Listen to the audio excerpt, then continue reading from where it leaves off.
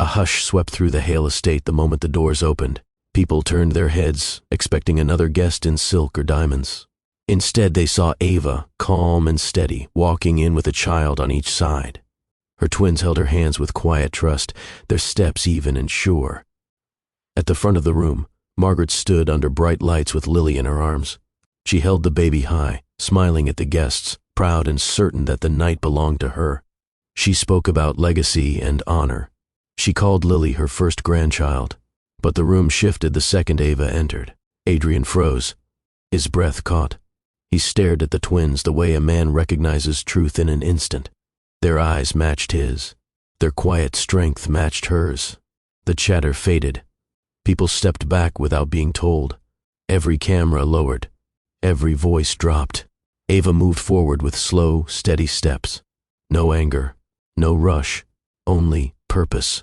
She had nothing to prove, yet her presence alone changed the entire room. Her twins looked around with wide eyes, unaware of the storm they were walking into, but they held her hands tighter, like they knew she needed them close. Margaret's smile fell. Her arms tightened around Lily. The confidence she enjoyed a moment ago slipped from her face. She did not expect this. She did not prepare for this. She wanted control, yet control slipped the moment Ava showed up. Ava stopped where everyone could see her. Her voice was soft, but it carried through the hall with ease. "You already have 2 grandchildren," she said. "I brought the truth with me." The crowd gasped. Adrian took a step forward, shaken in a way he had not felt in years. The truth he tried to avoid now stood in front of him, living and breathing. That moment opened the story. A quiet mother stepping into a world that pushed her out. A truth strong enough to break the lies built around a child who did not ask for any of it. Ava did not come for revenge. She came for clarity. She came to end the false story that stripped her children of their place. This was the night everything changed. You know the feeling of being pushed aside. You know how it stings when someone decides your worth before hearing your voice. Many people watching this right now have lived that moment, whether it came from family, work, or someone who believed their status made them superior. Ava lived through that for years. She was judged for her background, judged for her quiet strength, judged because she didn't grow up with wealth or a famous name. She walked into rooms where people had already decided she did not belong, yet she kept her head up. She built her life brick by brick, while others tried to tear her confidence apart. Some of you understand that kind of weight, the silent looks, the private comments, the cold treatment when all you want is peace. Ava's walk into the Hale estate was more than a dramatic entrance. It was a story many people relate to, a moment where someone who was dismissed shows up with dignity and refuses to be erased. People who have been doubted understand the power of that step. People who have been talked down to know what strength it takes to return with evidence of truth. People who have raised children alone know the courage it takes to stand tall in front of the world. So when Ava walked into that room, she wasn't only facing Margaret or Adrian. She was facing every voice that ever said she wasn't enough. She was standing for every moment she stayed silent to keep the peace. She was claiming her place as a mother who never stopped fighting inside her heart. Many watching this will see themselves in her, because life has a way of reminding us that strength is not loud. Strength is steady. Strength is earned. Strength is built from every time you were underestimated but refused to fall. Ava lived that truth. Tonight, she showed it. Lies do not stay quiet forever. They may stretch, they may spread, and some people may believe them for a while. But truth waits. Truth stands. Truth always finds a way to return at the right moment. Margaret built her story on a false foundation. She told friends, partners, and anyone who listened that Lily was her first grandchild. She repeated it until it sounded real. She loved the attention it brought her. She enjoyed the power that came from shaping the family's narrative. She wanted the world to see her as the woman who guided her son, protected the legacy, and welcomed a new heir into their world. But her story had cracks. The twins existed. The twins lived. The twins grew. The twins carried Adrian's features in a way no one could deny. Margaret tried to bury that truth. She used silence. She used distance. She used control. But none of that erased the children Ava brought into the world. This is what lies do to families. They create doubt. They break trust. They leave wounds that last years. Ava felt every part of that damage. She raised her twins alone because lies pushed her away. She suffered long nights, tight budgets, and quiet tears because someone wanted to rewrite her place in the story. A lot of viewers know that pain. Families break when pride becomes louder than fairness. Relationships fall apart when someone chooses control instead of honesty. So when Ava stepped into the estate, she wasn't only exposing a truth. She was exposing the harm done by a lie that touched everyone in that room. Adrian's heart, her twins' identity, her own sense of belonging. This was the night the lie reached its limit, and the truth walked in, holding her hands. Now the real question forms in the minds of everyone watching this moment. What truth did Ava bring that could shake an entire legacy?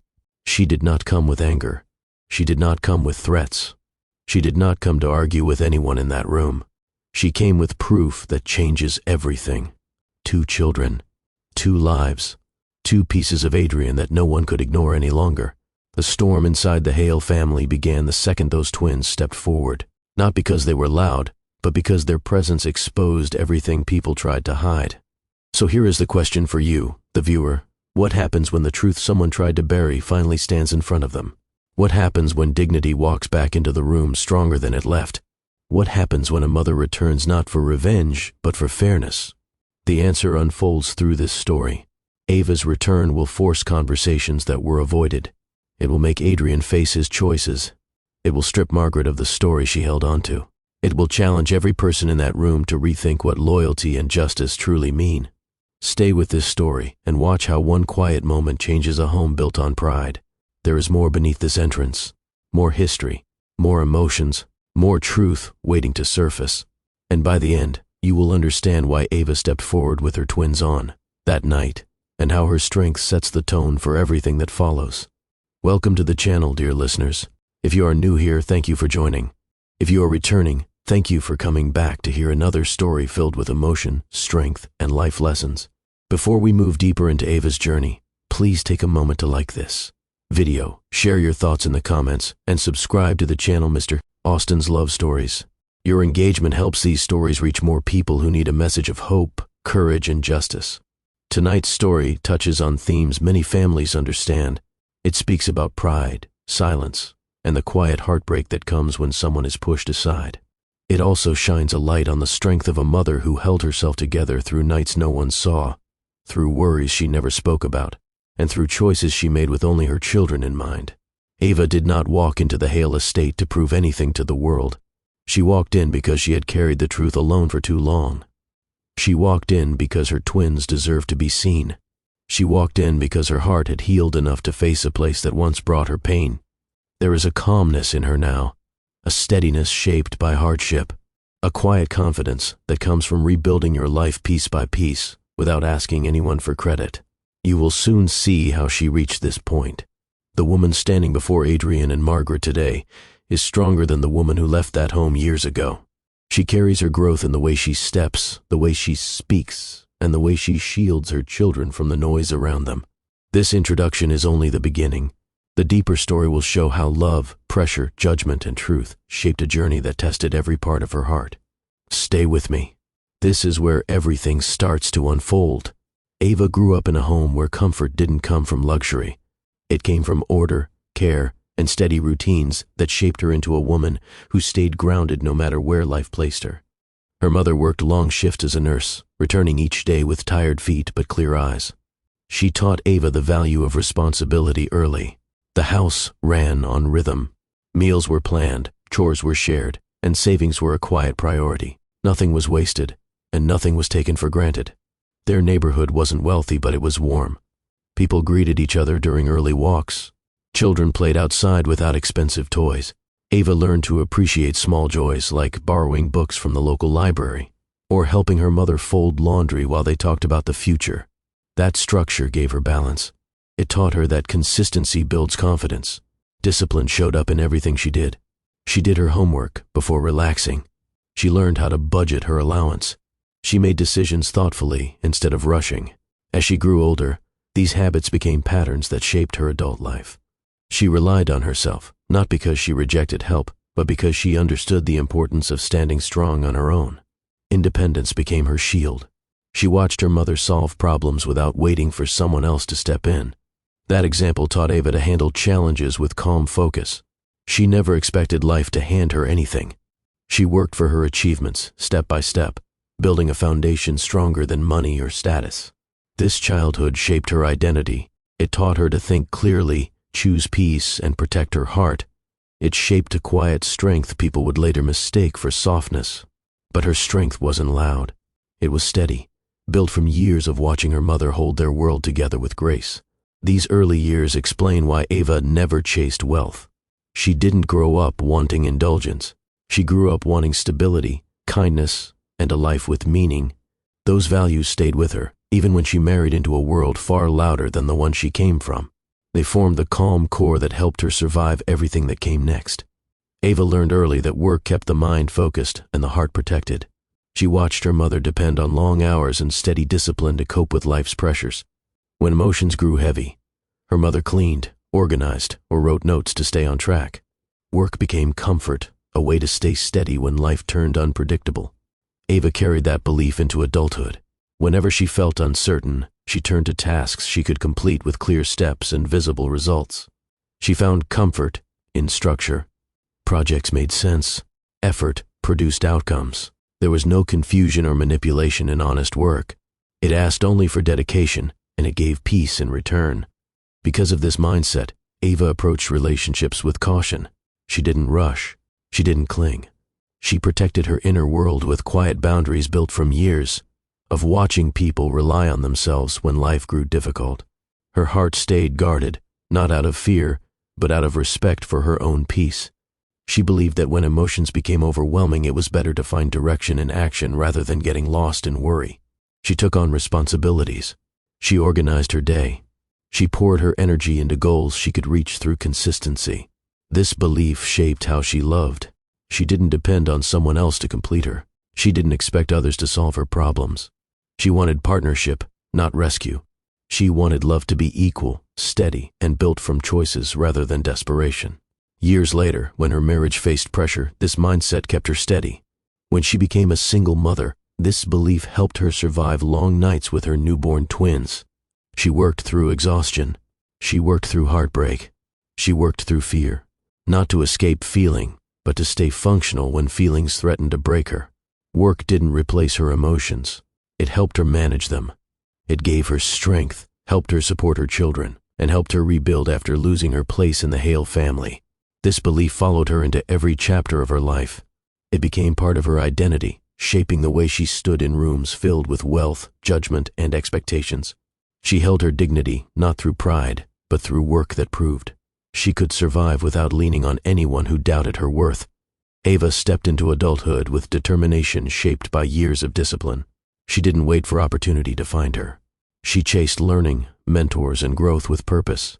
Her early jobs were not glamorous. She worked in offices, assistant roles, and small firms, taking every task seriously.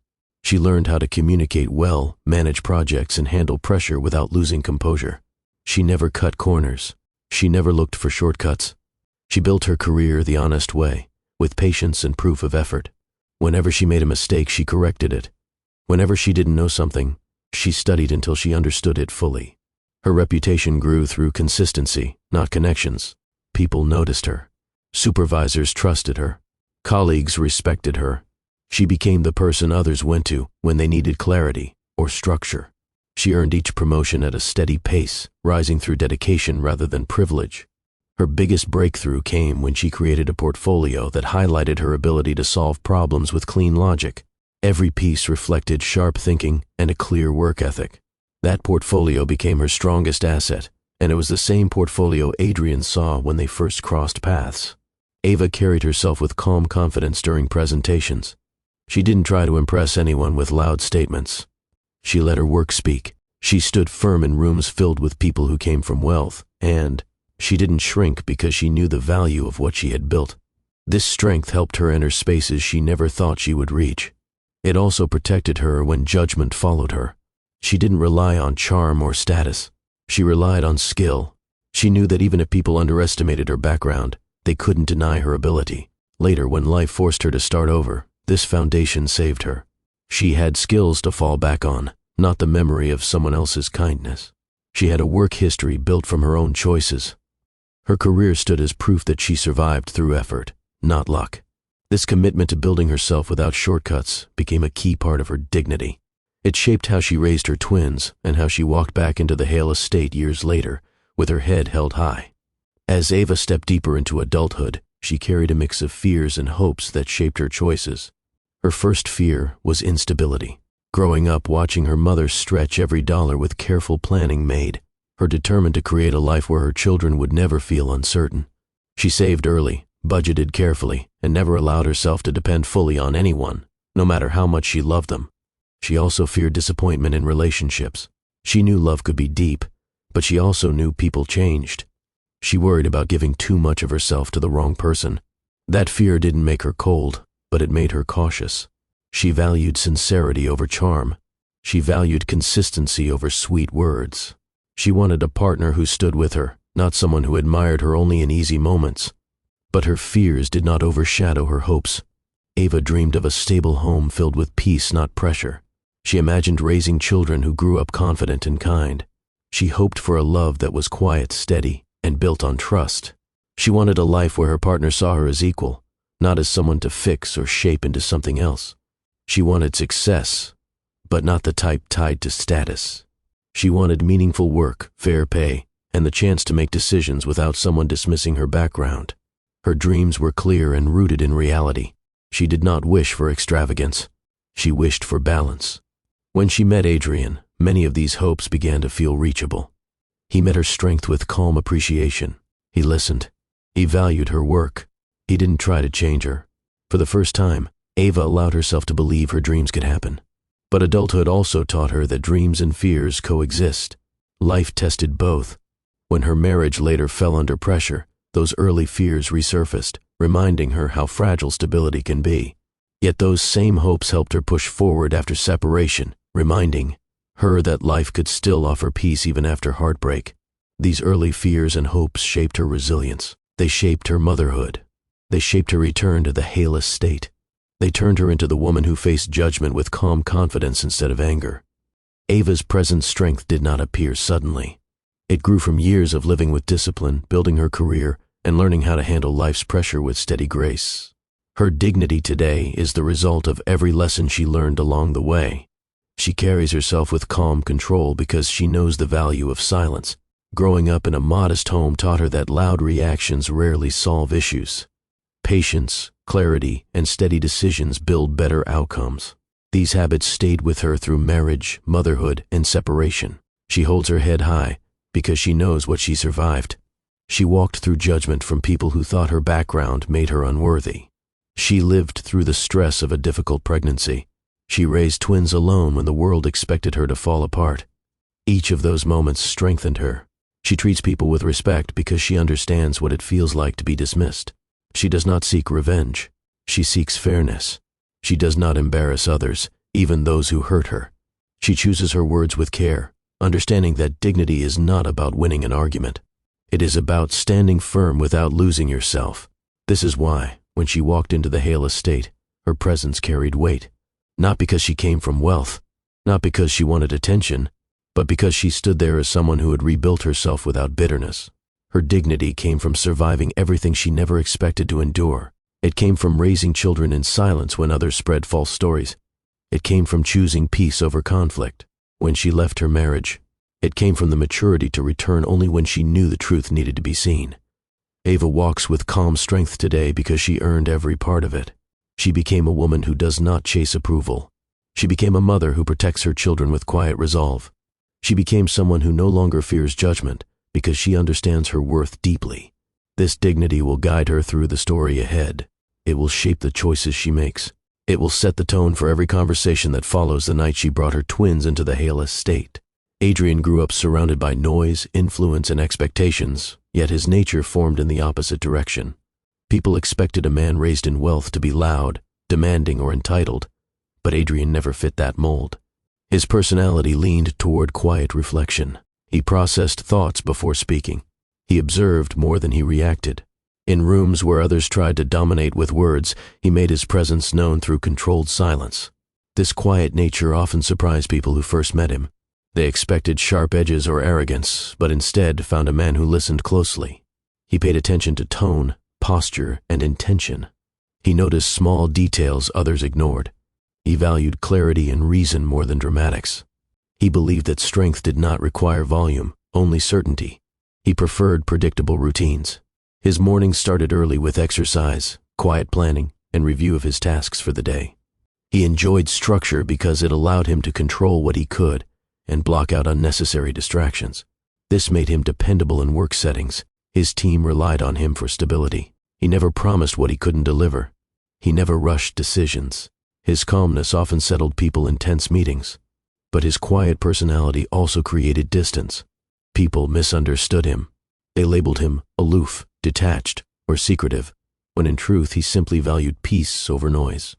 It was easier for him to withdraw than to explain himself repeatedly. He never felt fully understood by the elite circles around him, who valued loud confidence and social politics. His quietness became a shield as he matured. He used it to protect his thoughts from being influenced by people who loved appearances more than substance. He kept his emotions controlled, not because he lacked them, but because he learned early that revealing too much in his world could become a weakness. This calm foundation helped him lead a billion-dollar company years later, but it also left a gap in his personal life. He had structure but little emotional release. He had routine but little warmth. He had control but little connection. His personality kept him functional, but not fulfilled.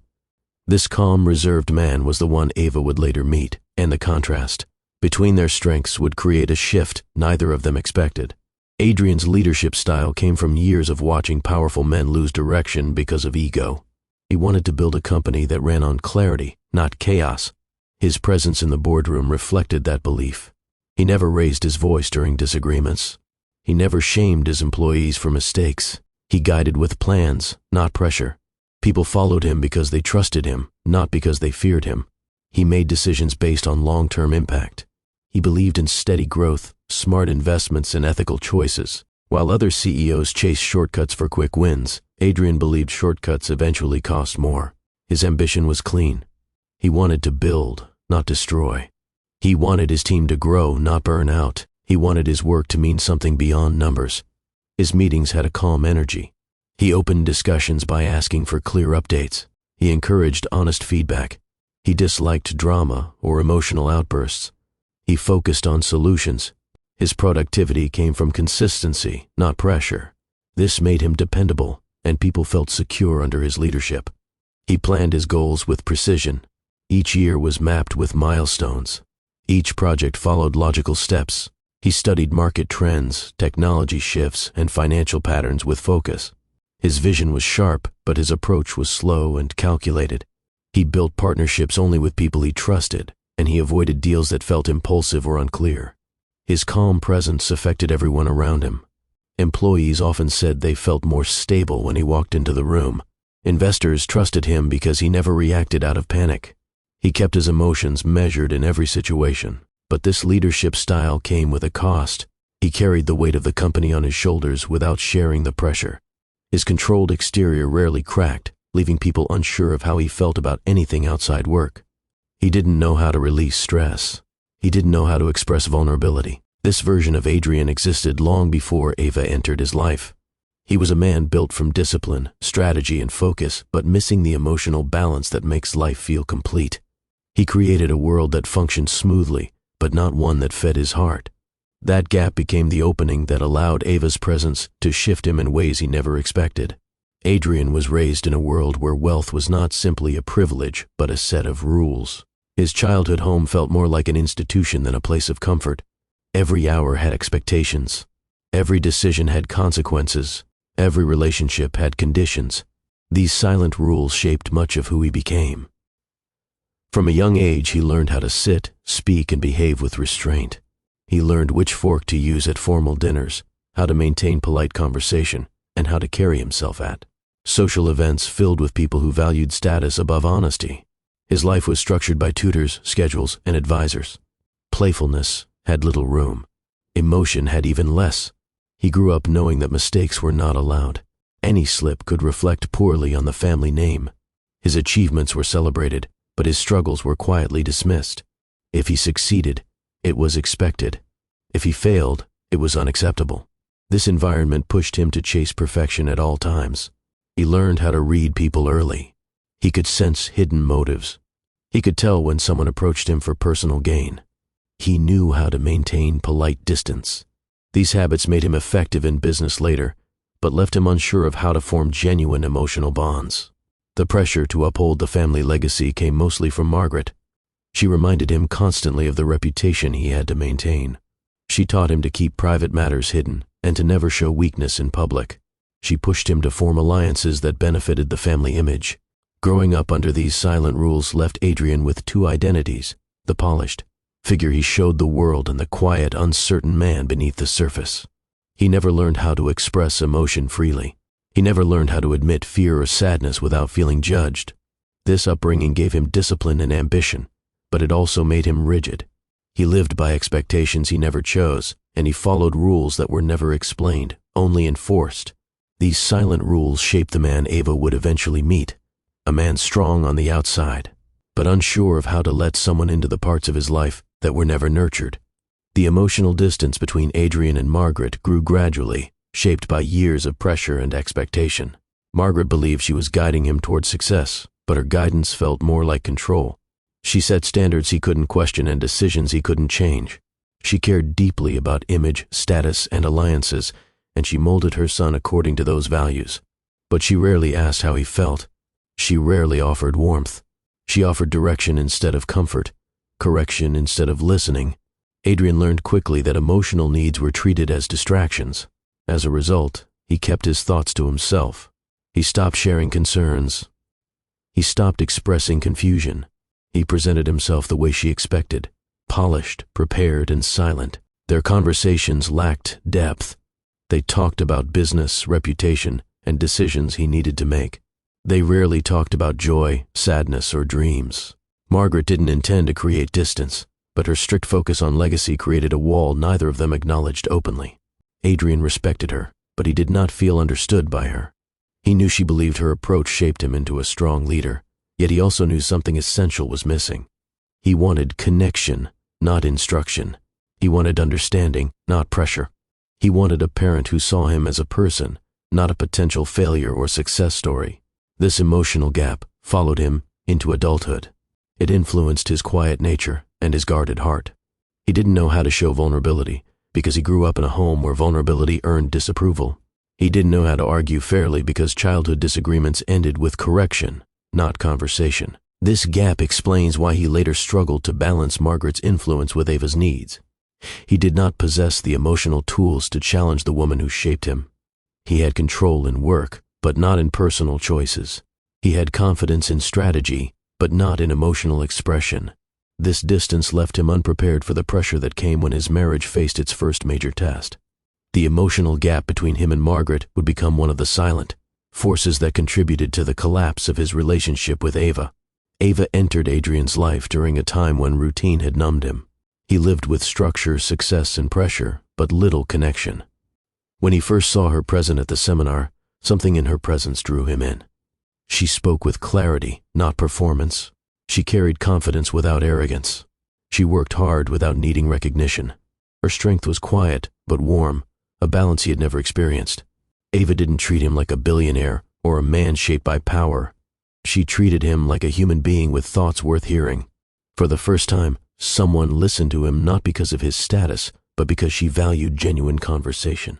Her simplicity grounded him. Her discipline reminded him of the stability he longed for. Her calm nature softened the rigid edges he carried from childhood. She made space for him to express himself without fear of judgment. She showed him patience. She asked him what he wanted, not what he owed to anyone. He learned how to smile more. He learned how to slow down. He learned how to rest. He learned how to be vulnerable in ways he never knew before. Her presence didn't challenge his identity. It completed it. Adrian softened because Ava gave him something he never had: emotional safety. She didn't push him. She didn't demand perfection. She didn't use pressure to shape him. She allowed him to breathe. With her, he felt seen.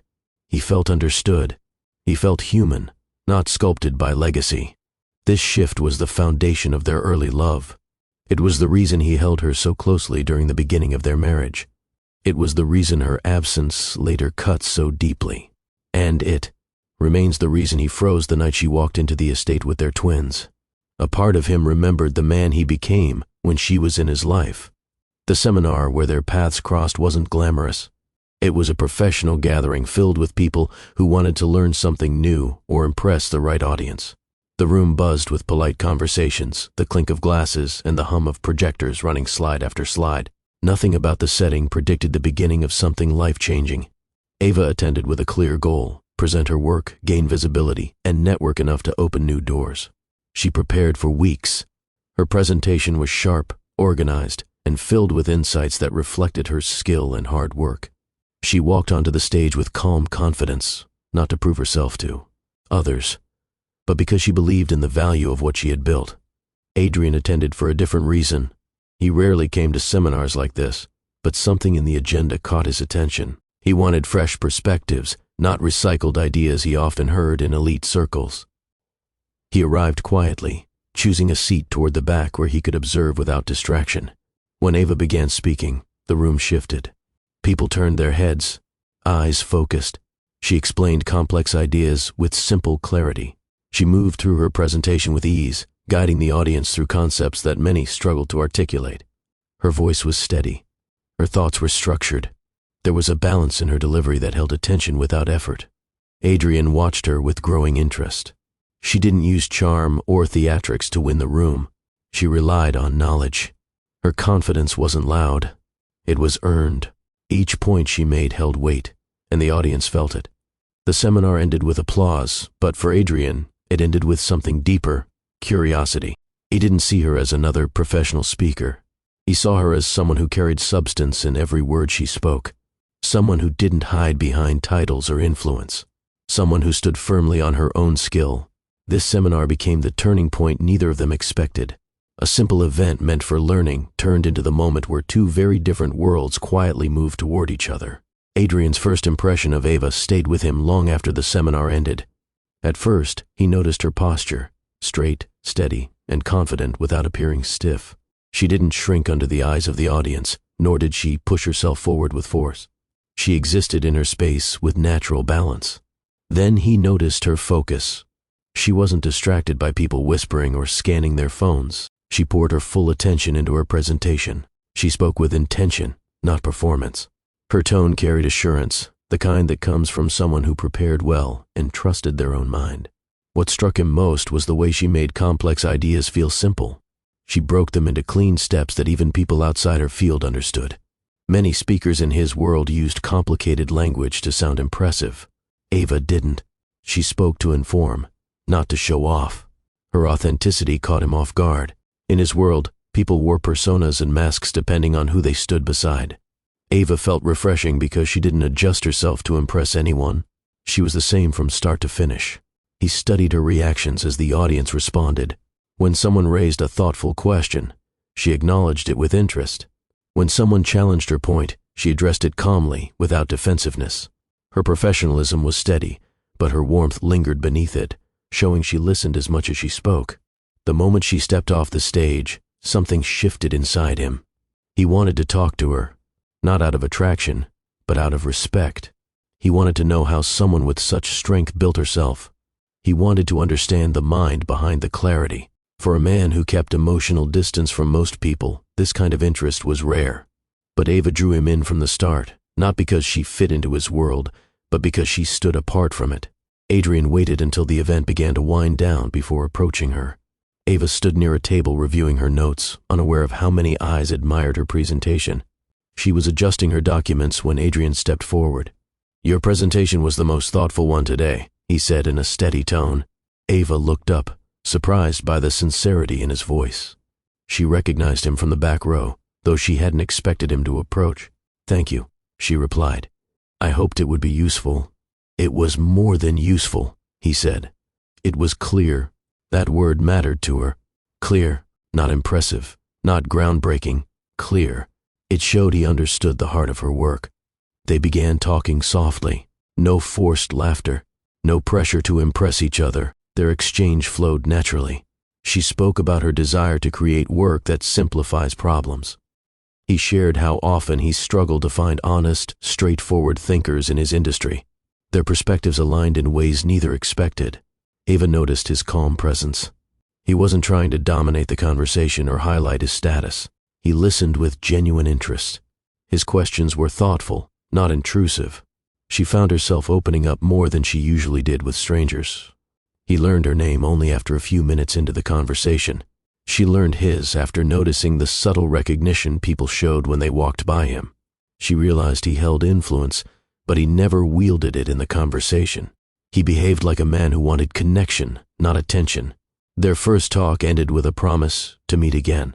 Not a romantic promise, but a professional one that carried a quiet undertone neither of them said aloud.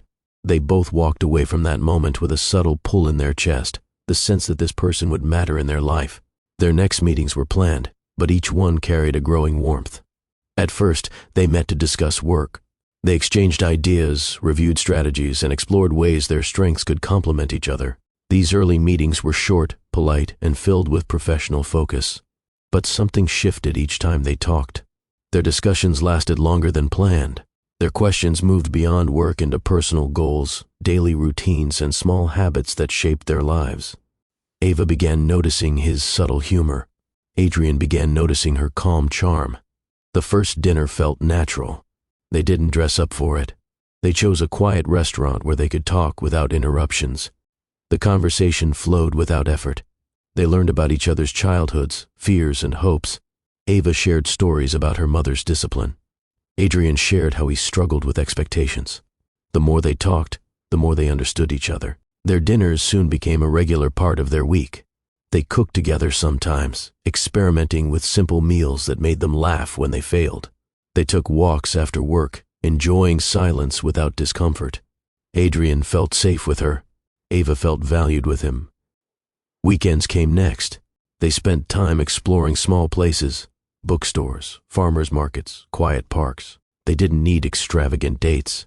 They enjoyed the simple act of being together. Their connection deepened through shared routines, unplanned conversations, and moments of comfort that didn't need explanations. Nothing about their bond was rushed. It grew through consistency, not intensity. This slow build was the foundation of their love, strong, steady, and sincere. As their relationship deepened, they began sharing parts of themselves they rarely revealed to others. Adrian opened up about his struggle with expectations and the pressure he felt from the world he grew up in. He admitted he never felt free to show frustration or uncertainty. Ava listened without judgment. She supported him with quiet understanding, showing him that emotional honesty was not weakness. Ava, in turn, shared her fear of instability and her desire to build a life based on respect and partnership. Adrian valued her honesty. He admired how she carried her strength without loudness. Their conversations often stretched late into the night, building a level of intimacy that wasn't based on physical closeness alone. Their gentle intimacy grew from these emotional layers. They held hands without rushing. They hugged with intention, feeling the comfort of being truly seen. Their first kiss was soft, unplanned, and filled with mutual respect. It wasn't driven by urgency, but by connection. Every moment of intimacy they shared reflected trust. They took their time learning each other's rhythms, preferences, and emotional boundaries. This closeness reached deeper than attraction. They brought out the best in each other. Adrian learned to soften. Ava learned to trust. Together they built a foundation of openness and quiet affection that felt rare and precious. Their wedding day wasn't a lavish display. It was intimate, heartfelt, and filled with meaning. Adrian wanted something small, free from pressure. Ava wanted something peaceful, focused on their vows rather than public approval. They chose a venue surrounded by simple decor that matched their personalities. Ava walked toward him with a calm joy that made his chest tighten.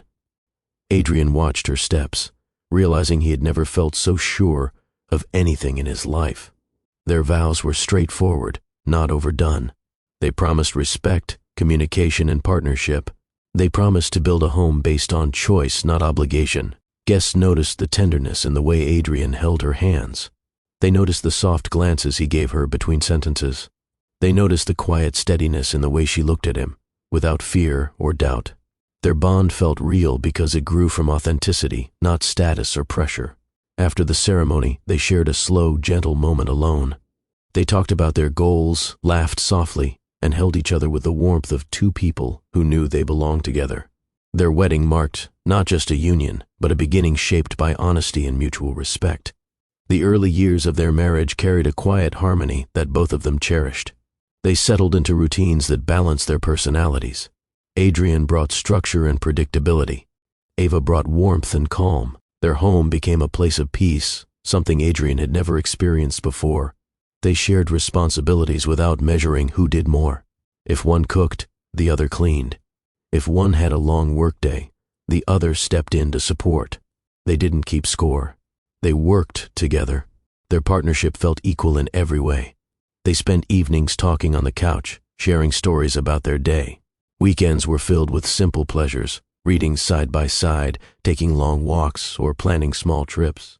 They respected each other's space and needs. Their intimacy deepened naturally, strengthened by trust and emotional safety. Adrian found comfort in the predictability of their love. Ava found comfort in the stability he offered. Their home echoed with gentle joy, the kind that doesn't shout for attention but fills rooms with warmth. This harmony became the heart of their marriage. It was real, earned, and mutual, and it made the shift that came later even more painful because they once had. Something stable, something balanced, something they believed would always last. Margaret's disapproval didn't arrive in loud statements or confrontations. It came in quiet gestures that carried sharp meaning. From the moment Ava entered the Hale family, Margaret greeted her with a polite smile that never touched her eyes. Her tone stayed smooth, but the coldness underneath was unmistakable. Ava sensed it each time they met. When Ava visited the Hale home, Margaret extended her hand with stiff formality, as if touching her was an obligation rather than a welcome. At family dinners, she acknowledged Ava with short nods instead of warm words. She avoided conversations that would help them bond. Instead, she redirected discussions toward topics that highlighted her own status, leaving Ava to feel like an outsider sitting in a place she wasn't supposed to occupy. Margaret liked control. She liked people who followed her structure. Ava's calm independence unsettled her because it wasn't shaped by Hale influence or approval. Margaret believed people should adjust themselves when entering her world, not remain unchanged. Ava's steady self-confidence challenged that expectation. Everything Margaret did was calculated. She never insulted Ava directly. She never raised her voice, but she created distance in ways that couldn't be ignored. She would host gatherings and forget to tell Ava about small details. She introduced Ava simply by name, never acknowledging her career or achievements. She corrected Ava's choices with quiet comments disguised as advice. These behaviors confused outsiders, but Ava saw the message clearly. Margaret didn't think she belonged in their family, and she wasn't hiding it. Her judgment wasn't loud, but it left a lasting sting every time they shared a room. This early tension planted the first quiet crack in Ava's peace. She tried to rise above it. She stayed respectful and composed. But Margaret's coldness settled over each encounter, hinting at future conflict that would later grow far deeper. Margaret believed in a lifestyle built on heritage, connections, and social rank. She carried the mindset of someone who valued history over individual effort. In her view, wealth wasn't simply money. It was identity. It shaped how people behaved, who they interacted with, and what kind of life they deserved. She held strong opinions about who fit into old wealth and who didn't. People from modest backgrounds were welcome only as employees or acquaintances, not as partners to someone. Like Adrian, she believed families like the Hales had a responsibility to protect their status. This belief wasn't spoken loudly, but it guided nearly every choice she made. To Margaret, marrying into wealth required more than love. It required lineage, refinement, and familiarity with elite expectations. She believed that traditions must continue through alliances, not emotion. So when Adrian chose Ava, a woman who worked her way up without family influence, Margaret felt threatened. She interpreted his choice as a break from the unspoken rules she had lived by her entire life. She convinced herself she wasn't being unfair. She believed she was protecting her son from a life that didn't match the expectations placed on him since birth. She saw Ava's background as a weakness rather than a strength. She dismissed Ava's accomplishments because they weren't tied to recognized families or influential circles. This belief in old wealth shaped every interaction. Margaret judged Ava's clothing, her speech, her decisions, even her silence. She believed Ava should learn how to behave in their circle, not realizing that Ava's calm confidence threatened her more than any mistake could. Margaret didn't see Ava as an equal partner to her son. She saw her as a disruption, and that belief planted roots that would eventually twist into much deeper damage. Margaret's comments were never loud enough to be considered outright insults, yet each one carried a sting. She often delivered them while smiling politely, as if she were offering gentle guidance instead of cutting judgment. But Ava felt every word. When Ava brought a dish to a family dinner, Margaret tasted it and said, "It's simple. I suppose that reflects how you grew up." The tone was neutral, but the message was clear. When Ava wore a dress she loved, Margaret observed, "It's modest. Women in our circle usually prefer something more polished." When Ava offered ideas during a discussion, Margaret would respond with, "That's interesting, dear.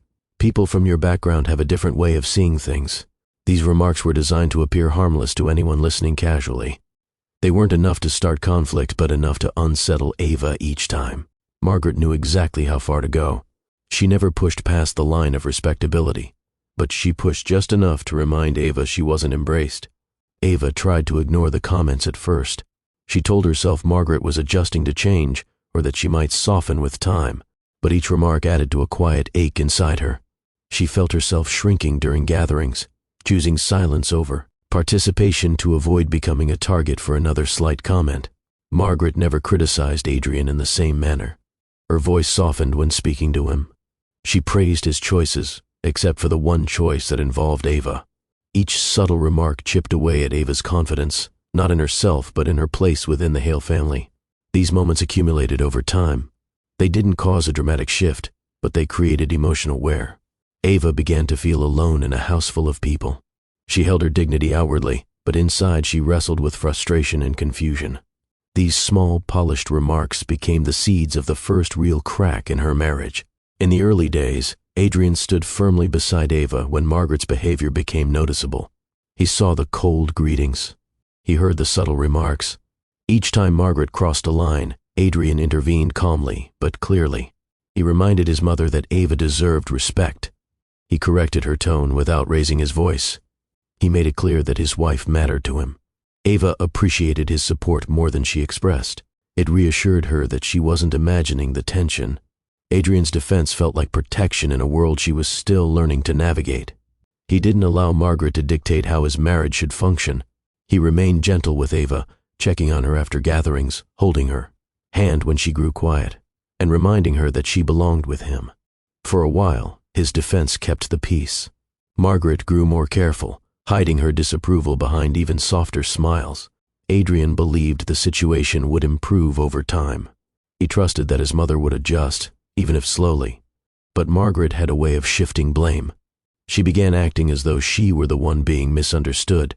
She suggested that Ava was too sensitive or reading too much into things. Adrian didn't accept those explanations, but the constant push and pull began to wear on him. He loved his mother, yet he also wanted to protect his marriage. These early moments placed Adrian in a difficult position. He tried to balance two worlds without hurting either one, but Margaret was persistent. She didn't stop pushing. She simply changed her methods, making her disapproval harder to challenge without appearing confrontational. Ava noticed the pressure on Adrian. She saw the stress in his eyes after family events. She worried that he would one day grow tired of defending her. Despite that fear, she stayed strong outwardly.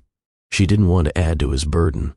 At this stage, their marriage remained stable, but the first quiet strain had begun forming, a subtle tension that would later grow stronger. Ava never allowed herself to break down in front of Margaret. She refused to give her the satisfaction of seeing her hurt, but behind closed doors, in the privacy of her home, the weight of the judgment settled heavily on her chest. On some nights, Ava closed the bedroom door, sat at the edge of the bed, and let the tears fall silently. She cried, not because she doubted her worth, but because she felt isolated in a family that treated her like an outsider. She cried because she wanted harmony and respect, yet received only polite hostility. She cried because she didn't want her pain to burden Adrian. Once the tears dried, she always wiped her face, straightened her posture, and stepped back into her life with composure. Her strength did not come from never breaking. It came from learning how to break privately, without letting it define her. She carried her sadness with grace, choosing calm over bitterness. She didn't want Adrian to feel guilty for his mother's behavior. She didn't want him to think she regretted marrying him. So she kept her tears hidden. She greeted him with warmth even on the days her heart felt heavy. She chose silence over confrontation, hoping things would improve. These quiet, emotional battles shaped her character. They reminded her of her childhood lessons: discipline, control, and self-respect. She refused to let Margaret change her into someone angry or resentful. She wanted to maintain her dignity, even when it hurt. But each hidden tear left a mark. The pressure built slowly. The feeling of being unwanted chipped at her confidence. She tried to hold on, believing that love and patience could bridge the divide. She stayed strong because she believed her marriage was worth the effort. These private tears were the earliest signs that the strain within the Hale family would one day become impossible to ignore. The longer Ava stayed around Adrian's family, the clearer the unspoken rules became. She learned that words mattered less than appearance. She learned that silence was a strategy, not weakness. She learned that small gestures could carry enormous meaning. Family politics in the Hale world felt like a constant game of positioning, alliances, and impressions. Ava watched how relatives greeted each other with warm faces but guarded tones. She noticed how decisions were made quietly, long before official conversations happened. She saw how people formed opinions based on background rather than character. She learned that discussions didn't always end when people left the room.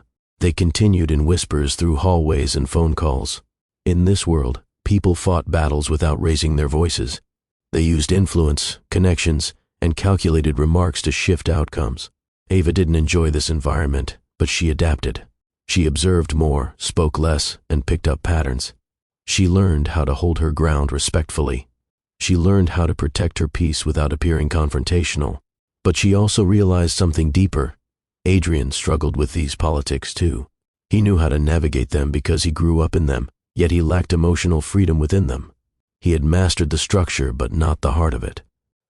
Ava saw how often he carried the weight of the family's expectations silently. These lessons helped shape her future decisions. She understood that to survive in this world, she needed not only strength but wisdom. She learned that being right wasn't enough. Being strategic mattered too. These lessons would later help her walk away with dignity and eventually return with truth, not anger. But at this early stage, these lessons felt overwhelming. She was learning a game she never wanted to play. Before we continue deeper into Ava's story, let me ask you something important. Have you ever been judged for where you came from? Have you ever walked into a room and felt eyes measuring you before you even spoke? Have you ever loved someone, yet faced quiet rejection from the people around them because your background didn't match their expectations? If any of this sounds familiar, tell your story in the comments. Your words might help someone who feels the same pain Ava faced. Your voice matters here.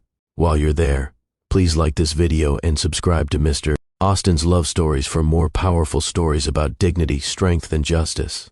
Your support helps these stories reach more people who need them. Now, let's continue. When Ava told Adrian she was pregnant, the news washed over him with a joy he had never known. He stood still at first, unable to speak, his eyes widening as if he needed a moment to let the truth settle into his heart. Then his expression softened in a way Ava rarely saw. He stepped forward, cupped her face, and pulled her against his chest with an embrace that held gratitude, awe, and emotion he couldn't put into words. He had always imagined himself becoming a father one day, but he never expected the moment to feel so profound. He rested his hand gently over her stomach, whispering words of hope and excitement. His voice shook with quiet emotion. He kissed her forehead and thanked her over and over for giving him something he didn't know he needed this deeply. From that day on, he became more attentive. He ordered books on parenting. He read articles every night about pregnancy stages. He asked her how she felt several times a day. He bought healthier foods, enforced rest breaks, and reminded her to slow down when she tried to push herself. His excitement made the early months feel warm and steady. He imagined teaching their child to walk, guiding them through school, and watching them grow. But when they learned it was twins, his joy doubled. He laughed softly, covering his face in disbelief. He said he felt honored, as if life trusted him with two little souls at once. He held Ava and spun her gently in the living room, celebrating the unexpected blessing. Their home filled with hope. Adrian planned a nursery with care. He made lists of names. He talked to her stomach every night, introducing himself to the babies and telling them he would protect them. For a while, their marriage entered its most peaceful season. There was love, there was unity, there was shared anticipation for the future. But outside that bubble, a storm began forming. Adrian didn't see it yet. He only saw the light of new life ahead, unaware that the people around them, particularly Margaret, were preparing to challenge the happiness they had built. The pregnancy brought new closeness into their marriage. Ava and Adrian shared gentle moments that deepened their emotional connection in ways they didn't expect. Their nights became softer. Their conversations grew longer. Their touches became more meaningful. Ava often sat on the couch with a blanket wrapped around her as she felt the babies move. Adrian would kneel beside her, place his hands on her stomach, and wait patiently for each small kick. When he felt the first movement, he teared up quietly, hiding the emotion behind a soft kiss to her belly. Some nights, they lay in bed talking about the future. Adrian asked her what traits she hoped the children would inherit. Ava said she hoped they would have his patience. Adrian said he hoped they would have her strength. The conversations always ended with shared laughter or a soft kiss that held warmth instead of urgency. Their intimacy didn't come from physical passion alone. It came from tenderness, shared vulnerability, and the comfort of knowing they were creating something meaningful together. Adrian massaged her feet when swelling made her uncomfortable. Ava stroked his hair when he fell asleep beside her after long days.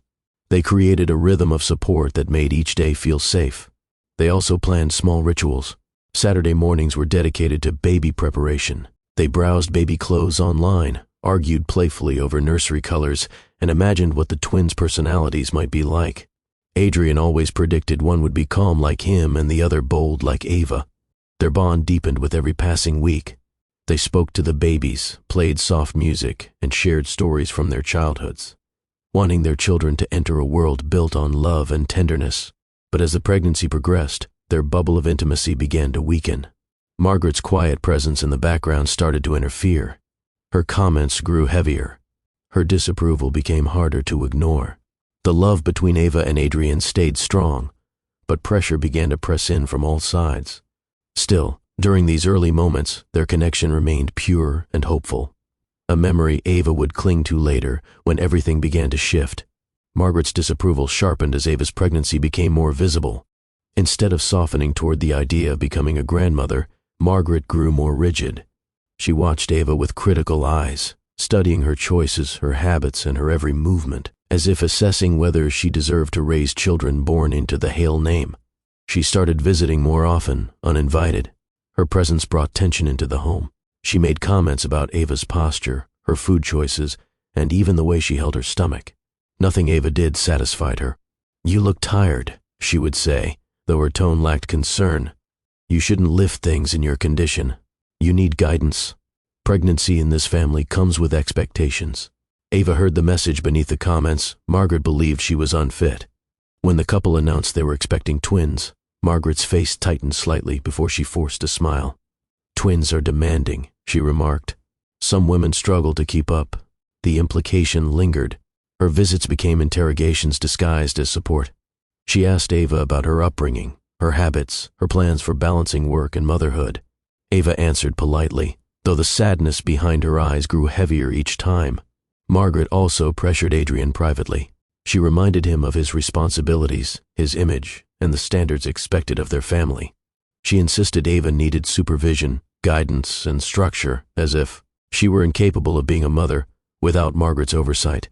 This rising disapproval created silent cracks in Ava's peace. She no longer felt safe in spaces that once felt warm. She couldn't enjoy her pregnancy fully because Margaret's presence lingered over every milestone. Each ultrasound, each baby kick, each small celebration felt shadowed by judgment. Adrian noticed the tension and tried to shield Ava, but even he couldn't always block out Margaret's influence. Her disapproval was no longer quiet. It was constant, heavy, and poisonous. Margaret's comments eventually turned sharper.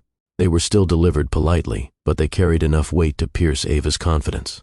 One afternoon, Ava was preparing baby clothes in the nursery when Margaret arrived unannounced. She stood in the doorway with a critical gaze. "You're overexerting yourself," she said. "Some women lose babies from stress." Ava froze. The remark wasn't advice. It was a threat wrapped in concern. At dinner one evening, Margaret looked at Ava's swollen feet and said, "This pregnancy seems too much for you." Women without strong backgrounds often struggle during difficult pregnancies. Another time, when Adrian stepped out of the room, Margaret leaned closer to Ava and whispered, "I hope you know the pressure you bring into this family. Twins require strength. I'm not sure you understand what that means." These words stole Ava's peace, piece by piece. She went from sleeping soundly to lying awake for hours. She went from feeling excited to feeling anxious over every movement. She started second-guessing her decisions, worrying that anything she did might be labeled as careless by Margaret. She avoided gatherings. She avoided conversations. She avoided being alone with Margaret at all costs. But the harshest moment came when Margaret suggested, "If something goes wrong, Adrian will be devastated. You must take your condition seriously. Some women aren't built for this." Ava held her breath. She felt her stomach tighten, not because of the pregnancy, but because of fear. She didn't cry in front of Margaret, but the words echoed long after the visit ended. She carried them into the night, into her sleep, and into the following days, weakening her confidence in herself. These comments were not harmless. They planted seeds of doubt and stress that would later contribute to the moment everything changed. The collapse happened on a day that began peacefully. Ava had spent the morning arranging baby clothes, cleaning the nursery, and trying to distract herself from the constant stress Margaret's presence brought into the home. She felt tired, but she brushed it off as a normal pregnancy symptom. Adrian was at work, promising to return early. Ava tried to rest, but her mind kept replaying Margaret's harsh remarks. She felt pressure building in her chest, but she refused to worry Adrian. She sat on the couch, breathing slowly, hoping the discomfort would pass. Then a sharp pain struck through her abdomen. Her vision blurred. She tried to stand, but her legs weakened beneath her. She reached for her phone, but the world tilted before she could dial. Her heart raced. Sweat gathered on her forehead. She knew something was wrong, deeply wrong. She collapsed onto the floor. The next moments were a blur. A neighbor found her after hearing a loud thud through the wall and called for help. Paramedics arrived quickly, lifting her carefully and rushing her to the hospital. She drifted in and out of consciousness, whispering the same words again and again. "My babies, my babies." At the hospital, doctors worked urgently. Her blood pressure was dangerously high. The stress, combined with the physical strain of carrying twins, had pushed her body past its limit. When Adrian arrived, he froze at the sight of her pale face, machines beeping around her. He held her hand, whispering her name. Ava only managed to open her eyes for a moment before slipping back into weakness. The doctors made a difficult decision. She had to deliver early. Waiting any longer would risk all 3 lives. That collapse marked the beginning of the hardest chapter of their marriage, one shaped by fear, guilt, and decisions that none of them were prepared for. The delivery was rushed, surrounded by urgency, and medical instructions shouted across the room. Ava wasn't fully conscious during most of it. She heard fragments, the doctor calling for assistance, the beeping of monitors, the words, "We need to move quickly." She fought to stay awake for her babies, but her body was too weak. The twins arrived earlier than expected. Too early. Their tiny cries were thin and fragile, barely audible beneath the noise of the room. Nurses moved swiftly to stabilize them. Their limbs were small, their skin delicate, their breaths uneven. Ava's first awakening came hours later. She felt sore, exhausted, and disoriented. She turned her head, searching for her babies. Panic rose when she didn't see them beside her. A nurse explained gently that they were in the neonatal unit, receiving close monitoring and specialized care. Adrian stayed beside her, his face drawn with fear. He held her hand tightly. He told her the babies were alive, but they needed time. His voice trembled, but he tried to stay strong for her. The birth that should have been a joyous moment had turned into one filled with uncertainty. Ava felt guilt press against her heart, even though she had done everything she could. She whispered apologies to Adrian, but he told her she did nothing wrong. Yet the heaviness in the room made it clear that everything had changed. Ava asked to see the babies as soon as she could stand. Her body shook as she moved, but determination pushed her forward. She needed to see them. She needed to know they were fighting. The premature birth marked the moment their lives shifted from expectation to survival. No one in that room knew the emotional aftermath would echo far beyond the hospital walls.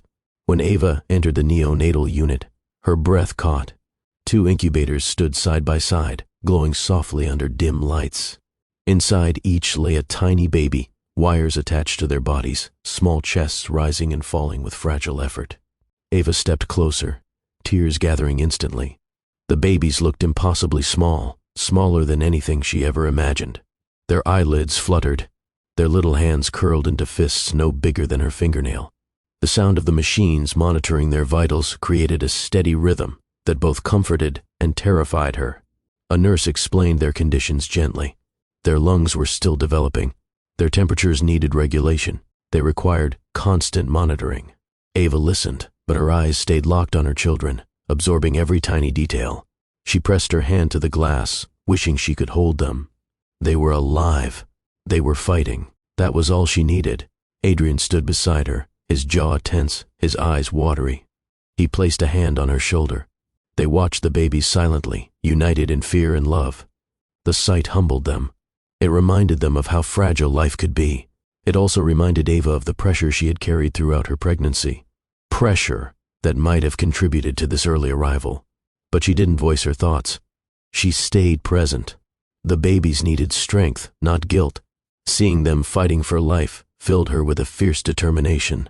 She whispered to them through the glass, promising she would be there, every day, every moment, until they grew strong enough to come home. This moment changed her forever. It deepened her love, but it also deepened the sorrow surrounding everything that had led to this point. Ava returned to the neonatal unit every chance she got. She stood by the incubators for hours, watching her babies sleep, breathe, and fight through each second. Sometimes she touched the glass lightly, imagining her hand resting gently over their small bodies. She cried quietly, tears falling without sound. She didn't cry from weakness. She cried from a mother's aching heart, the longing to hold her children, the fear of losing them, the guilt she carried, and the love that pulsed through her with every look. She whispered promises to them through the glass. "You are safe. I'm here. You will grow strong. I won't leave you. You are loved." Her voice cracked sometimes, but she never stopped speaking. She believed they could hear her, feel her presence, and draw strength from her words. It was all she could give them in that moment. During these visits, Adrian sometimes stood behind her. She didn't always notice when he arrived. Her focus stayed on the babies. He watched her shoulders shake as she cried. He saw her wipe her face quickly the moment she sensed him behind her. She tried to be strong, but he saw the weight she carried. In these moments, she became smaller in her sadness, yet stronger in her love. Her tears reflected the deep bond she already shared with her children. She was fighting for them in every breath, every whisper, every promise. Those nights in the neonatal unit became some of the most defining moments of her life, moments that shaped her as a mother, moments that hardened her resolve, and moments that would eventually push her toward choices she never imagined making. While Ava focused entirely on the twins, Adrian found himself torn between two worlds. He wanted to protect Ava, support her, and stand firmly beside her. But Margaret's voice had grown louder in the background. She visited the hospital often, not out of grandmotherly warmth, but to critique, judge, and apply pressure. She told Adrian that Ava's collapse showed she wasn't strong enough. She said the stress she carried came from her lack of preparation. She claimed the early birth was a sign that Ava wasn't suited for the demands of their family. These remarks planted doubt in Adrian's mind, not because he agreed, but because he grew up conditioned to listen to his mother, especially in crises. He struggled to balance logic with the emotional chaos around him. He watched Ava cry over the incubators and felt helpless. He wanted to lift her burden, but he didn't know how. Instead, he began questioning whether he had failed her, whether he should have done more to protect her from stress, whether he should have confronted Margaret earlier, whether he overlooked signs that Ava needed more support. Margaret sensed his uncertainty and pushed harder. She reminded him of the Hale legacy. She talked about responsibility, control, and expectations. Adrian found himself drowning in conflicting loyalties, the woman who raised him and the woman he loved. He felt pressure in every direction. When he was with Ava, he saw her fragility and strength. When he was with Margaret, he heard criticism and warnings. When he was alone, he felt guilt and confusion. This internal conflict didn't make him love Ava less, but it made him emotionally unstable at a time when she needed reassurance. It was the beginning of the emotional distance that would later tear their marriage apart. The shift in their marriage didn't happen all at once. It happened quietly, in the space between sleepless nights, hospital visits, and whispered doubts. After the twins' birth, everything around them felt fragile, not just the babies, but the foundation of their relationship. Ava felt overwhelmed. Her body was weak. Her emotions were stretched thin. She needed comfort, consistency, and support. But Adrian began pulling away, not out of lack of love, but out of confusion and pressure. He spent more time in conversations with Margaret, believing he needed her guidance. He became quieter, less present, and harder for Ava to reach emotionally. Ava sensed the change. She felt the distance in the way he held her hand. She heard it in the pauses between his sentences. She saw it in the tension across his face when Margaret entered the room. She tried to speak to him, but he often brushed off her concerns, telling her to rest instead. For the first time in their marriage, their conversations felt strained. Their once steady routine broke apart. Ava felt isolated, even when Adrian stood beside her. She didn't blame him fully. She knew he was overwhelmed too, but the growing disconnect cut deeply. The moment their marriage truly shifted came during a quiet evening at home. Ava asked if they could create boundaries with Margaret, at least while she recovered. Adrian hesitated. He said they needed Margaret's guidance. Ava felt her heart drop. It was in that pause, that moment where her need for protection clashed with his loyalty to his mother, that she realized something inside their marriage had changed. Ava still loved him deeply. Adrian still loved her, but love alone wasn't enough to repair the growing gap. This shift would later open the doors to everything that followed: the distance, the doubts, the strain, and eventually the separation that changed their family forever. After the twins' early arrival, Margaret saw an opportunity to reshape the narrative of the Hale family. She framed Ava's collapse as a sign of fragility rather than a medical emergency. She did it subtly, using quiet conversations, shifting tones, and carefully chosen words that lodged themselves into Adrian's thoughts. She told him Ava's exhaustion came from poor preparation. She said motherhood required strength Ava hadn't developed. She implied that twins' early birth reflected Ava's inability to handle pressure. Margaret never accused directly. She guided with hints, letting Adrian fill in the gaps. This was her strategy: influence through suggestion. She reminded him of his responsibilities as a Hale. She spoke of the family's image. She planted concerns about Ava's ability to manage motherhood, especially with 2 premature babies. These arguments targeted Adrian's deepest fears: the fear of failing, his children, and the fear of making decisions that harmed them. Margaret framed herself as the voice of reason, urging him to be cautious. She insisted she spoke from concern, not judgment. Ava felt the shift even before Adrian did. She noticed the distant look in his eyes when Margaret spoke. She sensed how her mother-in-law's words were shaping the mood of their home. Ava tried to ignore it, but the pressure grew heavier each day. Margaret's push created an invisible wedge between husband and wife. It was not loud, but steady. It turned moments of support into moments of doubt, and slowly, Adrian began questioning things he once believed firmly. Selena entered the picture under the guise of professional support. Margaret introduced her as a consultant who could assist with restructuring part of the company. She praised Selena's intelligence, composure, and stability. The praise felt excessive, especially coming from someone who rarely acknowledged Ava's strengths. From the moment Selena arrived, Margaret positioned her close to Adrian. She attended meetings, joined strategy sessions, and offered opinions Margaret claimed were refreshing. Selena carried herself with confidence and charm, qualities Margaret flaunted as examples of what a Hale partner should embody. Ava noticed the shift quickly. Selena appeared at gatherings that had nothing to do with business.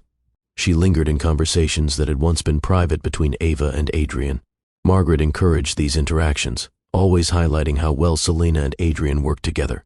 Selena wasn't disrespectful. She wasn't aggressive. Her presence was subtle, gentle even, but intrusive in ways that made Ava uncomfortable. She seemed to represent everything Margaret wanted for her son: polished background, elite connections, and familiarity with wealth. Margaret positioned Selena as a silent comparison, hoping the contrast would influence Adrian's thoughts. It worked. He didn't pursue Selena romantically at first, but her presence added another layer of pressure he didn't know how to navigate. Ava felt replaced long before anything official happened. She watched conversations continue without her. She watched ideas she once shared with Adrian now being discussed between him and Selena. The emotional distance widened, and Ava felt herself slipping out of his world. The emotional drift between Ava and Adrian happened slowly. It began with delays in conversations, pauses that lingered too long, and looks that didn't carry the warmth they once held. Adrian became quieter, but not in the familiar way Ava had known. This quietness lacked comfort. It held confusion, pressure, and withdrawal. When Adrian returned from work, he often looked exhausted, not physically, but emotionally. He sat in silence instead of talking about his day. When Ava asked how he felt, he responded with short answers. His mind wandered. His focus seemed elsewhere. The connection they once shared felt stretched thin. Ava tried to bridge the gap. She asked gentle questions. She prepared meals that once made him smile. She invited small conversations. But Adrian responded with polite distance. He wasn't unkind, but he wasn't present either. This drift hurt Ava deeply. She felt like she was losing him day by day. She sensed he was torn between loyalty to his mother, growing admiration for Selena's presence, and responsibility as a new father. She didn't blame him entirely. The pressure surrounding them was heavy, but she still felt the weight of his fading closeness. Their home, once filled with warm routines, felt colder. Even their shared moments with the twins lacked the intimacy they once had. Adrian cared for the babies, but the emotional connection between him and Ava weakened with each passing week. Ava grieved this quiet shift. She missed the soft touches, the late-night conversations, the connection they once built so carefully. But she kept her composure, hoping things would improve. She waited, but the distance only grew. Ava's loneliness reached depths she had never felt before. She found herself navigating motherhood, recovery, and emotional strain without the support she once relied on. Adrian was physically present, but emotionally absent. Margaret's cold presence continued to amplify feelings of inadequacy.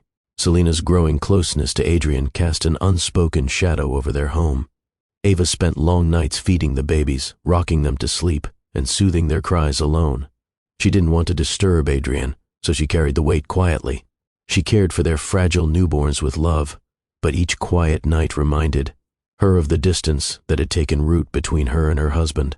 She tried to talk to Adrian about her feelings. She explained she felt alone, overwhelmed, and worried about their growing disconnect. Adrian listened, but his responses felt detached. He avoided conflict and often told her to rest, as if rest alone could fix the aching space between them. She cried silently when the house was dark. She held her twins close, drawing strength from their tiny breaths. She felt love for them so deeply it hurt, but she also felt a new fear. The fear that their family was breaking before the babies had even learned to sit upright. The loneliness pushed Ava into survival mode. She focused on her children. She focused on keeping the home functional. She focused on staying calm. But the emotional absence from her partner cut her in quiet ways that no one could see. Her tears never changed her dignity. She remained composed during the day. She remained soft with her children. But inside, she felt herself fading, losing pieces of the joy she once held firmly. The tension eventually spilled into small arguments, the kind that start with something simple but hold deeper pain underneath. Ava tried to communicate her worries, but Adrian often interpreted her words as criticism. He was overwhelmed too, though he didn't know how to express it. Arguments arose over missed feedings, scheduling issues, and things left unsaid. Ava asked why he came home later each week. Adrian said work required his focus. She asked why he listened more to his mother than to her. He claimed he needed guidance during stressful times. She asked why Selena was becoming more involved in personal conversations. Adrian insisted she was only helping the company. Each disagreement ended without resolution. They apologized, but their words didn't heal the hurt. The arguments took from their remaining closeness, leaving both emotionally drained. The babies became Ava's only constant comfort. She held them tightly during stressful moments, whispering reassurance even as her own heart felt uncertain. Adrian loved the twins, but he seemed disconnected from the emotional needs of the home. These arguments, though small on the surface, revealed how much their foundation had shifted. They exposed unspoken fears, exhaustion, and expectations that neither of them felt strong enough to handle. Ava realized the harmony they once shared was slipping away. Their conversations grew shorter. Their shared moments became rare. Their bond began to strain under the weight of misunderstandings and pressure neither of them had words for. The moment Adrian asked for space marked a painful turning point. They had just finished a quiet dinner. The babies were asleep. The house felt still. Ava hoped it would be a peaceful evening, but Adrian seemed restless, avoiding eye contact and fidgeting with his hands. When she asked if something was wrong, he sighed deeply. "I think we need space," he said. The words felt like a blow. Ava sat still, absorbing the moment. She asked carefully what he meant. Adrian spoke about pressure, expectations, and feeling trapped between his responsibilities and the emotional weight of their home. He said he needed time to think, to regain clarity, to breathe. Ava listened in silence. She wanted to argue, to remind him of their vows, their children, and the love they once shared. But she saw the uncertainty in his eyes. He wasn't making this decision lightly. He was drowning in confusion. She asked if he still loved her. His answer came after a long pause. I do. But everything feels heavy. I need distance to understand what I want. The honesty stung. Ava felt her heart tighten, but she held her composure. She didn't beg him to stay. She didn't raise her voice. She didn't guilt him. She simply nodded, tears gathering but not falling. She whispered, "If space is what you need, I won't fight you." That night became the beginning of the emotional divide that would soon become physical distance. The request for space soon evolved into something heavier. One afternoon, when the twins were napping, Adrian came home with a look that signaled a difficult conversation. Ava felt a knot form in her stomach. She could sense the weight of what he was about to say. He sat across from her, his voice low. "I think we should separate," he said. Ava went still. She didn't speak for several seconds. Her heart sank, but she didn't let panic take over. She asked him why, hoping for clarity. Adrian explained that the pressure surrounding them, family expectations, emotional strain, and the changes after the twins' birth made him feel lost. He believed separation would give them both time to heal. Ava listened quietly. She felt pain in every word he spoke, but she didn't argue. She asked if this was Margaret's influence. He insisted it wasn't, though the hesitation in his voice revealed the truth he wasn't ready to admit. He said he still cared for her, but caring wasn't enough to maintain the marriage in its current state. He said he didn't blame her for anything. He said he needed clarity, stability, and space. Ava nodded slowly. Her eyes glistened, but her posture stayed firm. She whispered, "If this is truly what you want, I won't stand in your way." The room felt heavier than it ever had. She stood, walked to the nursery, and looked at her children sleeping, peacefully, unaware that their family had just changed forever. Ava packed her things with quiet strength. She didn't rush. She didn't panic. She folded her clothes neatly, gathered the baby's belongings, and prepared their small carriers. She didn't ask for division of assets. She didn't argue about ownership. She wanted peace, not conflict. Adrian watched her move through the house, his expression troubled. He knew she wasn't leaving out of anger. She was leaving because he asked for it. That realization weighed heavily on him. Ava carried her dignity in every step. She didn't shout or cry in front of him.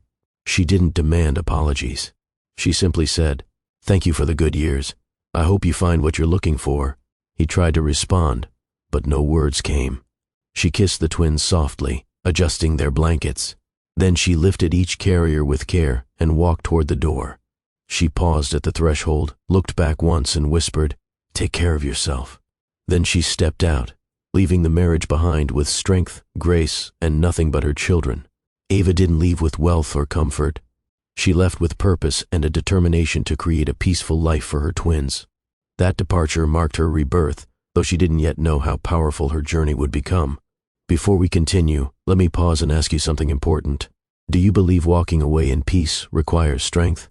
If you have ever chosen dignity over conflict or stepped out of a painful situation, with calm resolve, share your thoughts in the comments and type strength. Let your voice remind someone watching that leaving quietly does not mean weakness. Sometimes it is the strongest step a person can take. While you're there, please like this video and subscribe to this channel for more stories that highlight courage, growth, and emotional power. Now, let's return to Ava's journey. Ava built her new life around her twins. Her days started early, long before the sun rose.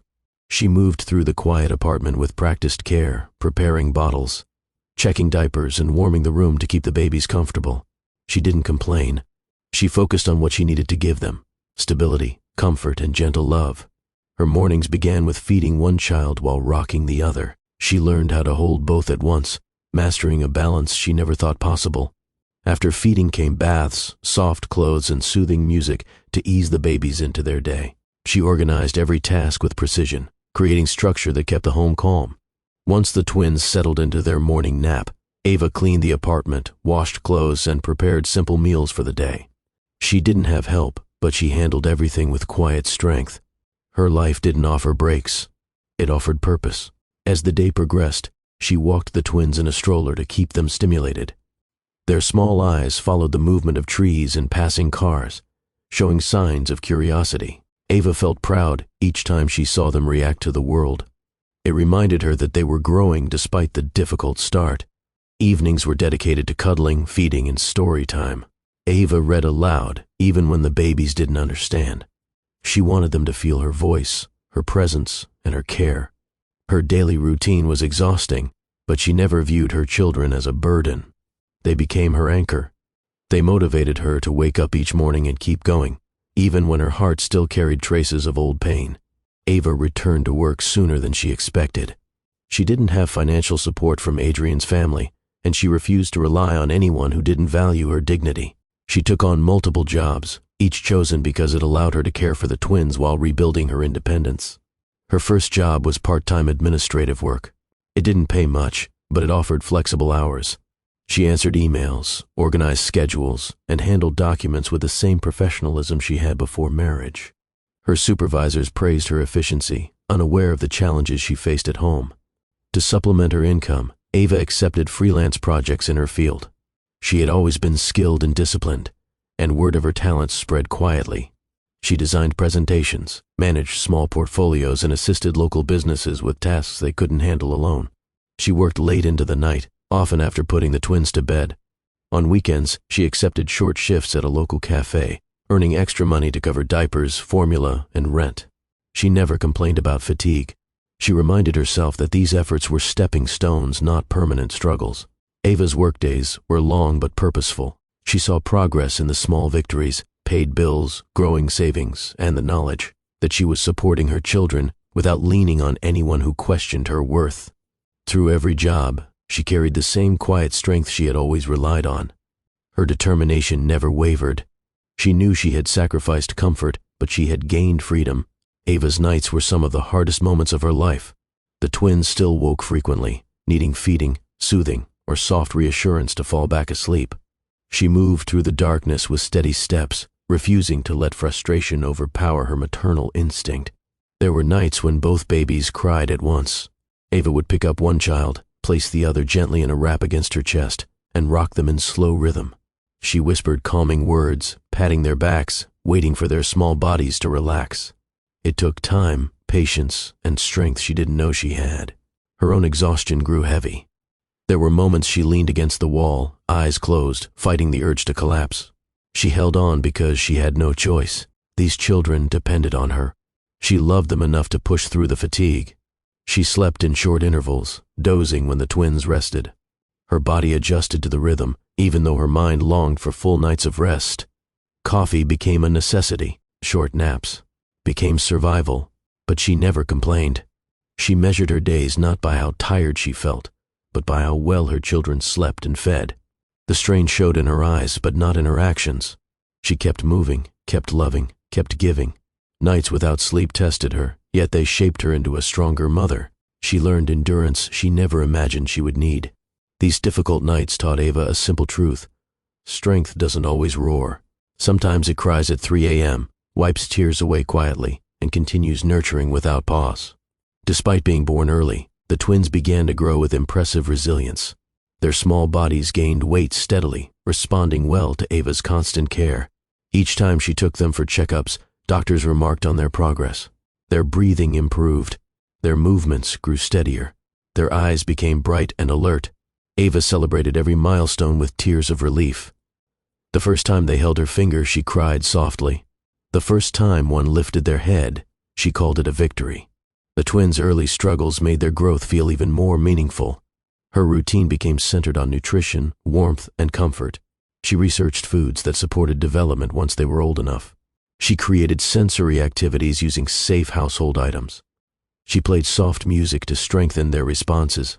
Everything she did had intention. She also introduced them to the world in small steps. Short walks outside, visits to the park while they sat in their stroller, gentle sunlight on their skin.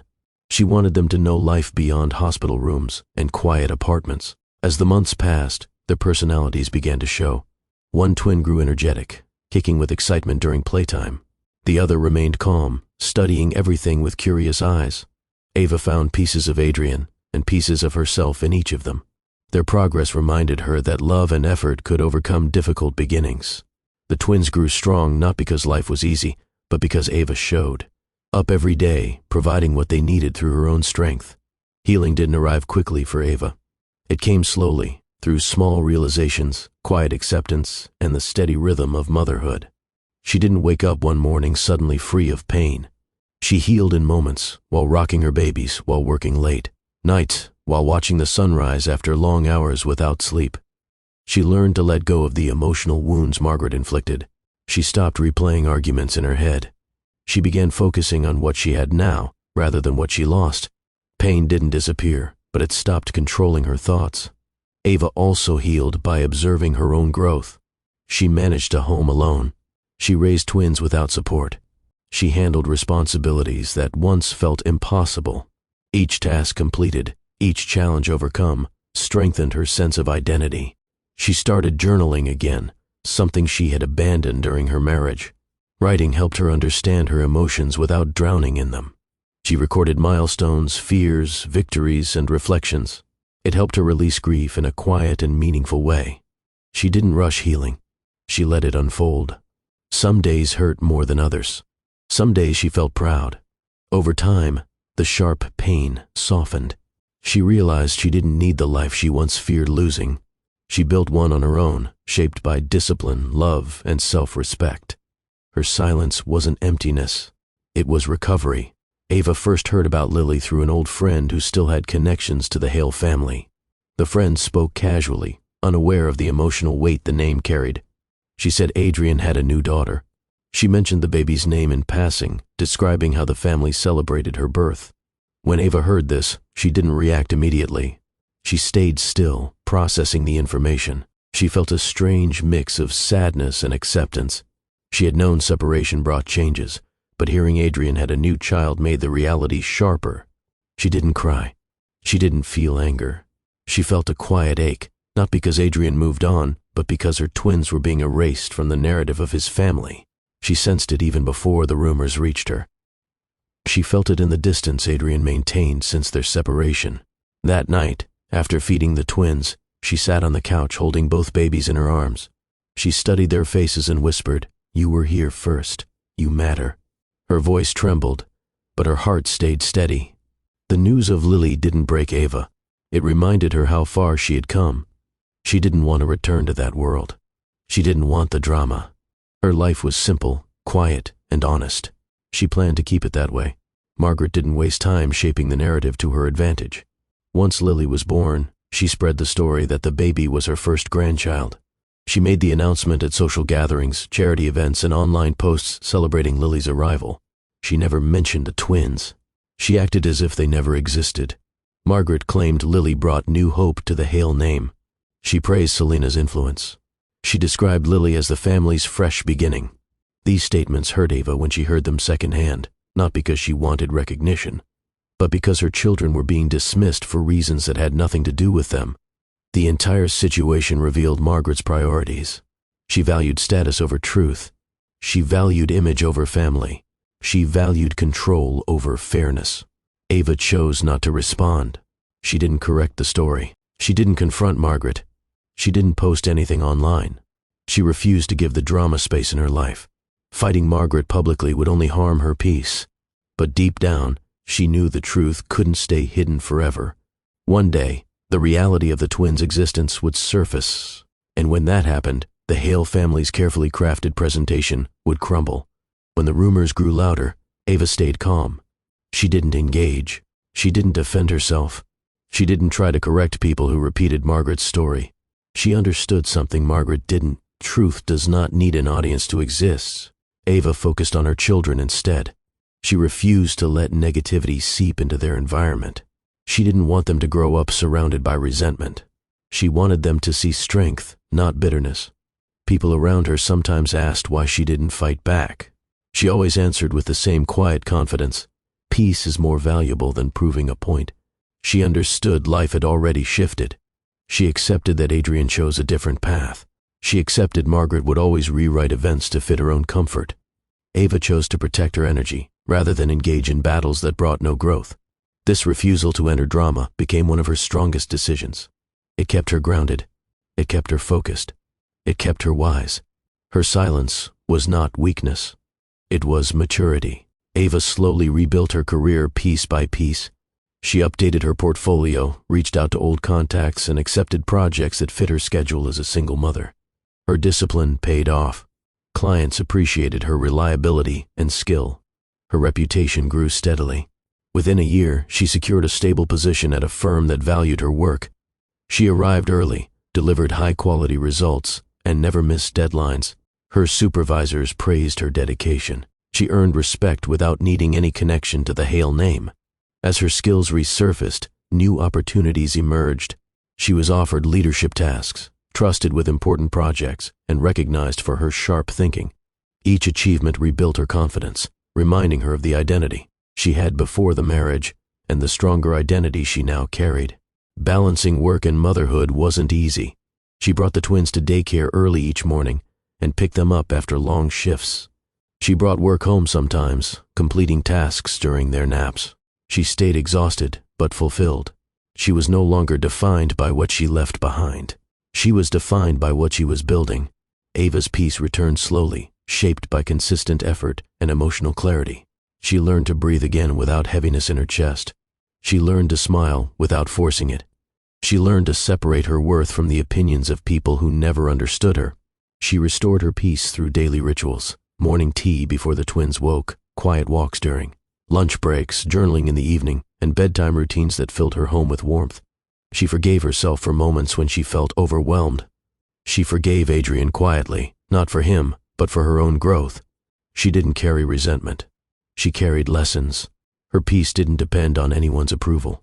It came from knowing she survived heartbreak, pressure, loneliness, and exhaustion. She emerged wiser, stronger, and more grounded. By the time her twins learned to walk, Ava stood in a place of emotional stability she once thought she had lost forever. She didn't fear the Hale family. She didn't fear what people said. She didn't fear judgment. She held her peace like a shield. She had rebuilt her life carefully, beautifully, and on her own terms. The call came at a time when Ava least expected it. She was preparing dinner, the twins playing quietly on the living room floor. Her phone rang with an unfamiliar number. Normally she ignored such calls, but something urged her to answer. The voice on the other end introduced himself as a lawyer connected to the Hale estate. His tone was calm, respectful, almost careful, as if choosing each word with intention. He explained that questions had surfaced concerning Lily's paternity. He did not go into detail, but he said enough for Ava to understand there was a deeper issue, one that Margaret and Adrian could no longer hide or ignore. Ava listened without interrupting. She didn't react with shock or anger. She remained steady, gripping the kitchen counter for balance. The lawyer then asked if she would come to the Hale event that night. He said her presence was needed, not for confrontation, but for truth. The request caught her off guard. She hadn't stepped into that world since the day she left. Memories rushed in, judgment, pressure, heartbreak. But she also thought of her twins, now laughing in the background. They deserved the truth to be acknowledged. She deserved to close this chapter with dignity. After the call ended, Ava stood in silence for a moment. She inhaled deeply, feeling something shift within her. She knew the past was calling, not for drama, but for closure. That night would mark the first time she faced the Hale family since her departure. She didn't fear it. She felt prepared. The lawyer hadn't explained everything, but his few words carried heavy meaning. He mentioned discrepancies. He mentioned timelines. He mentioned documents that didn't align. He hinted that the truth surrounding Lily's birth contained gaps the public didn't know existed. Ava understood immediately. Someone had questions about who Lily's father truly was. It wasn't that she wished pain on anyone. She held no bitterness. But hearing this hint reminded her of the choices Adrian made after their separation. It reminded her of the pressure Margaret placed on him, pushing him toward decisions that didn't reflect his true heart. Ava didn't view this situation as an opportunity to confront anyone. She saw it as a moment of accountability. The Hale family had erased her twins from their narrative. They had pretended those children didn't exist. Now truth had returned, not through emotion, but through evidence. She sat on the couch, watching her twins play with soft toys. Their innocence softened the tension building inside her. She didn't want them growing up in shadows or lies.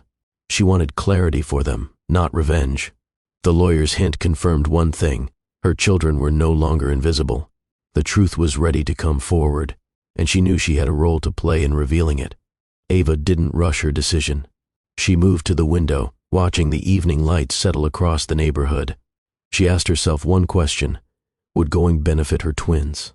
The answer became clear within seconds. Yes. She wasn't going to the event for attention. She wasn't going to confront anyone. She wasn't going to reclaim a title or position. She was going to make her children's existence undeniable. For years, she protected them from the noise of the Hale world. She raised them without expecting recognition or support. But now, with questions surfacing about Lily's paternity, Ava realized silence was no longer strength. Transparency was. Her decision came with a sense of calm determination. She didn't feel fear. She didn't feel anger. She felt purpose. She walked to their room and looked at the small outfits hanging in their closet. She touched each one, imagining how they'd look walking into a room filled with people who once doubted their place. A warmth spread through her chest, pride, not bitterness. She whispered softly, "Tonight, you will be seen." Going back to the Hale estate wasn't easy, but it wasn't painful anymore. She was no longer the woman who left in heartbreak. She was a mother with clarity, strength, and dignity. That confidence made her decision firm. Ava would go, but she would go on her terms.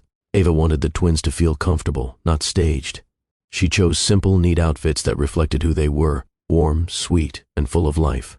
She dressed her son in a soft button-up shirt and her daughter in a pastel dress that matched her bright personality. She brushed their hair gently, humming as she worked. The twins giggled, unaware of the significance of the night ahead. They tugged at her sleeves, eager for her attention. Ava smiled through the moment, absorbing their innocence. She lifted each child and kissed their foreheads. She felt the weight of responsibility and love settle over her with steady strength. She packed their small bags with snacks, water, and toys, knowing children needed comfort in unfamiliar spaces. She prepared everything with precision, not because she wanted to impress anyone, but because she believed motherhood was in the details. Before they left, Ava kneeled in front of the twins and held their small hands. "We're going somewhere important," she said softly. "Stay close to me. You'll be safe." They nodded, trusting her without question. Ava then took one last look in the mirror. She wore a simple, elegant dress and minimal makeup. She didn't want to arrive as someone seeking attention. She wanted to arrive as herself, calm, collected, and grounded. When she stepped out the door, holding a twin in each hand, she felt a quiet resolve rise within her. Tonight, truth would walk beside her. The Hale estate looked exactly as she remembered: grand, polished, and designed to impress. Cars lined the driveway. Warm lights illuminated the entrance.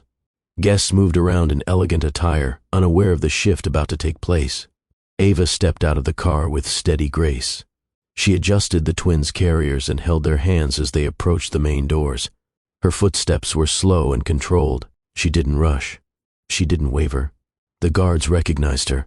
Surprise flickered across their faces, but they stepped aside. She thanked them politely and continued inside. The hallway was filled with soft music and quiet chatter. As Ava walked deeper into the estate, she felt eyes beginning to turn. Some people recognized her. Others simply noticed the mother with two confident children walking purposefully through the crowd. Ava didn't react to the attention. She kept her focus forward. The twins stayed close, their small hands gripping hers. She guided them gently, offering reassuring smiles.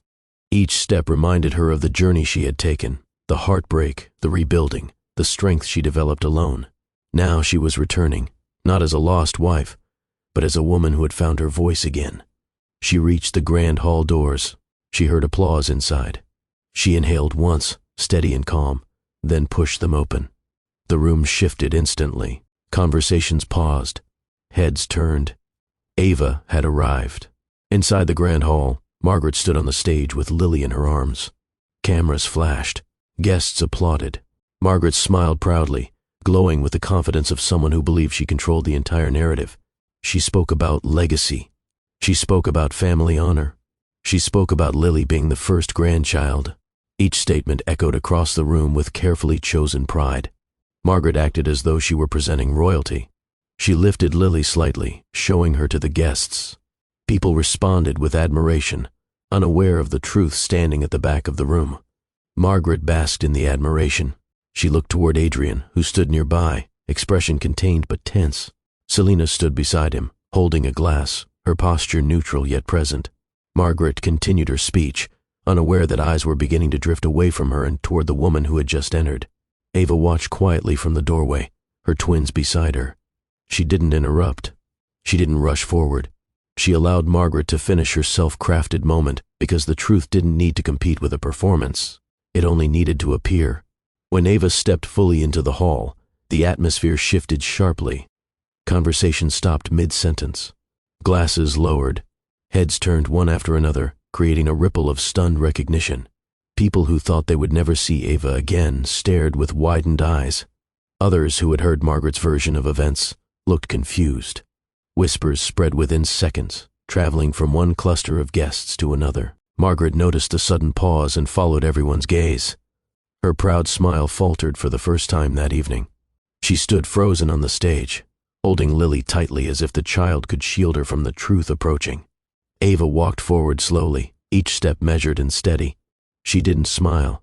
She didn't break eye contact with the front of the room. Her twins held her hands, looking around curiously, unaware of the tension they were creating. The silence deepened. Even the band stopped playing. The only sound was the soft echo of Ava's footsteps across the polished floor. She didn't need an announcement. Her presence itself was enough. In that moment, the entire room realized something monumental was about to happen. Adrian stood stiffly near the stage, his eyes locked on Ava the moment she entered. It took him a second to register what he was seeing. Then his gaze dropped to the twins at her side. His breath caught. Recognition flashed across his face, clear, undeniable, emotional. His expression softened instantly, revealing a mix of shock, longing, guilt, and overwhelming tenderness.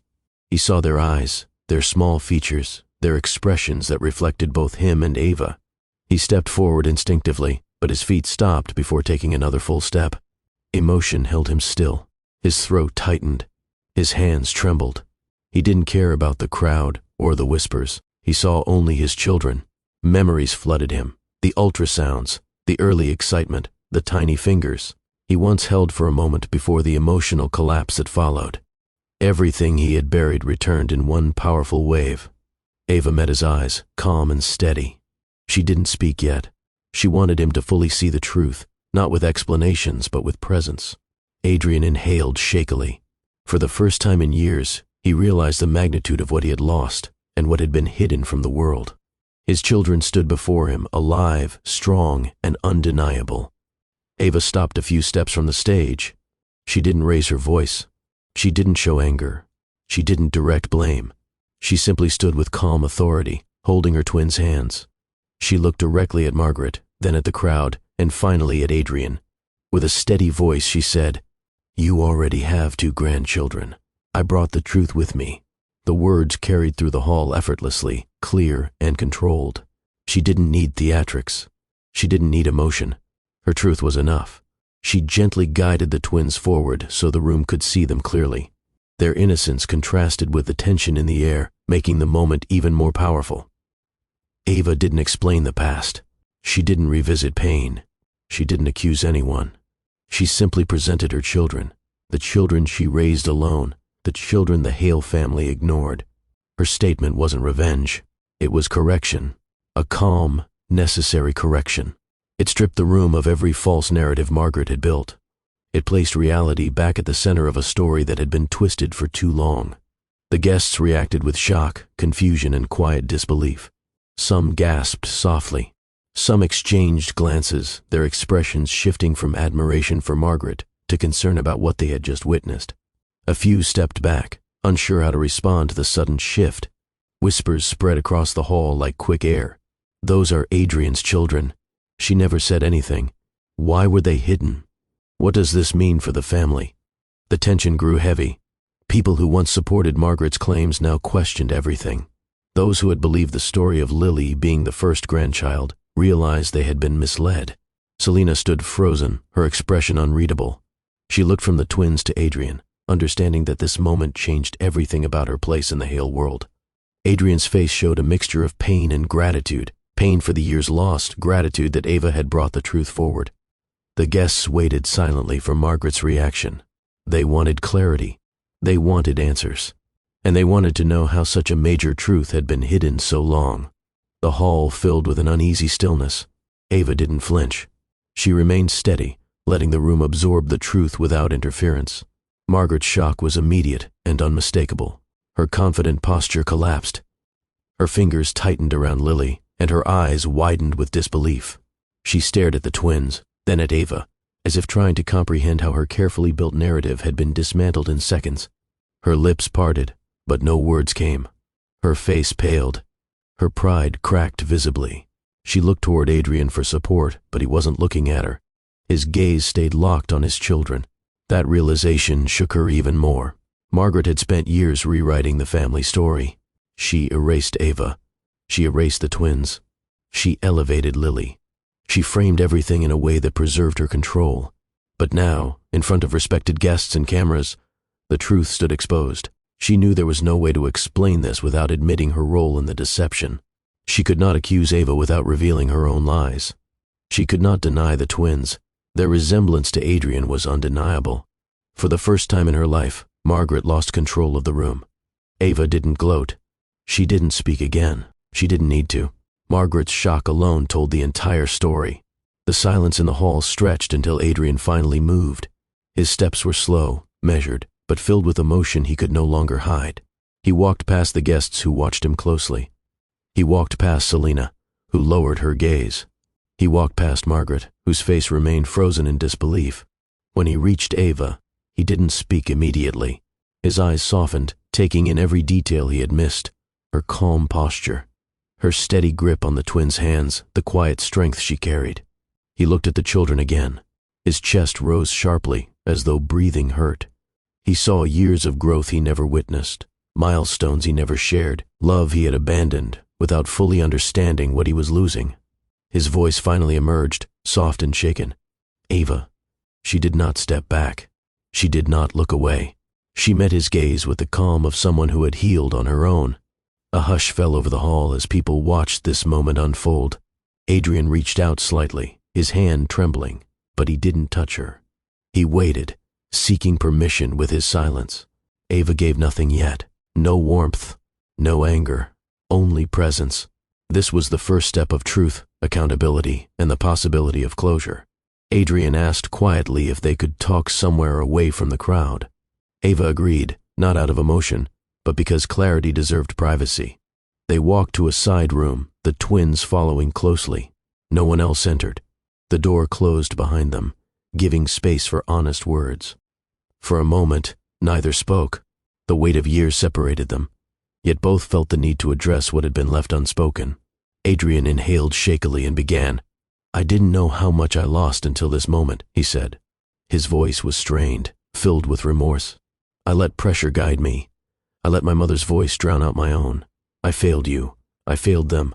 Ava listened without flinching. She kept her hands on the twins' shoulders, grounding herself. When she spoke, her voice was steady.